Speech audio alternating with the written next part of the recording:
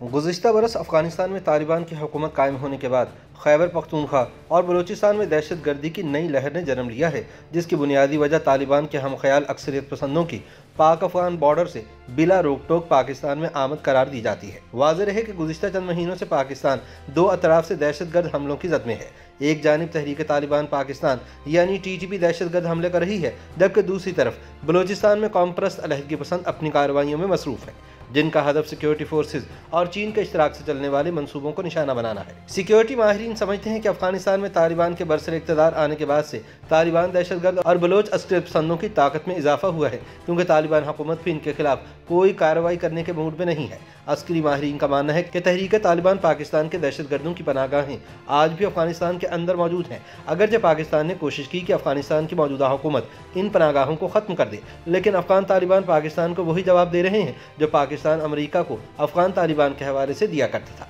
यानी कि हम इनके खिलाफ फौजी कार्रवाई नहीं कर सकते, ताहम इनके साथ मुज़ाकरात करने में आपकी मदद कर सकते हैं। लेकिन मसला ये है कि पाकिस्तान ने अफगान तालिबान के इमा पर तहरीक तालिबान वालों से मुज़ाकरात करके भी देख लिए, जो नाकामी का शिकार हुए। मुबसरीन का ख्याल में यह हकीकत है कि अफगान तालिबान अगर TTP के खिलाफ कोई कार्रवाई करते हैं तो इनके निचली सतह के जंगजुओं की तरफ से रद्द-ए-अमल आएगा और तालिबान की आला क़यादत को इसका बखूबी इदराक है, इसलिए वो अगर चाहें भी तो TTP के खिलाफ कोई कार्रवाई करने की पोजीशन में नहीं है। ऐसे में पाकिस्तान के पास यही ऑप्शन है कि तालिबान पर सिफारती दबाव बरकरार रखे कि वो अफगान सरजमीन एक बार फिर दहशत गर्दों को इस्तेमाल करने की इजाज़त ना दे। बाज़ माहिरीन का ख्याल में सिफारती दबाव बरकरार रखने के अलावा पाकिस्तान के पास कुछ दूसरे रास्ते भी हैं जिन पर पाकिस्तान अमल कर रहा है, और इनमें से सबसे मुअस्सर तरीका यह है कि अफगानिस्तान के अंदर TTP की जो पनाहगाहें हैं उन्हें बराह रास्त या बिलवास्ता तौर पर निशाना बनाया जाए। और इसका नतीजा भी सामने आ रहा है कि गुज़िश्ता कुछ अरसे में TTP के कई कमांडरों को मार दिया गया है और तंजीम की कार्रवाइयाँ करने की सलाहियत को किसी हद तक कम किया गया है। लेकिन रियासत पाकिस्तान को सिर्फ तालिबान का मसला ही दरपेश नहीं, बल्कि हालिया दिनों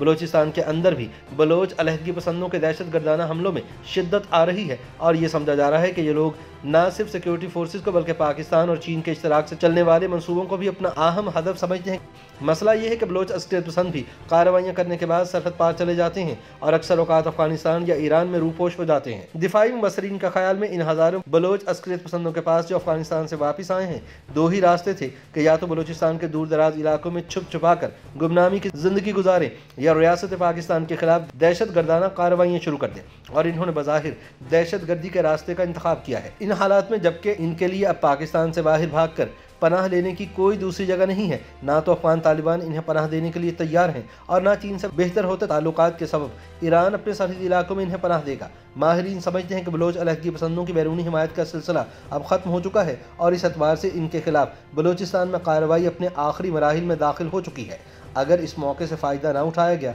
तो शायद पाकिस्तान को दोबारा ये मौका ना मिल सके।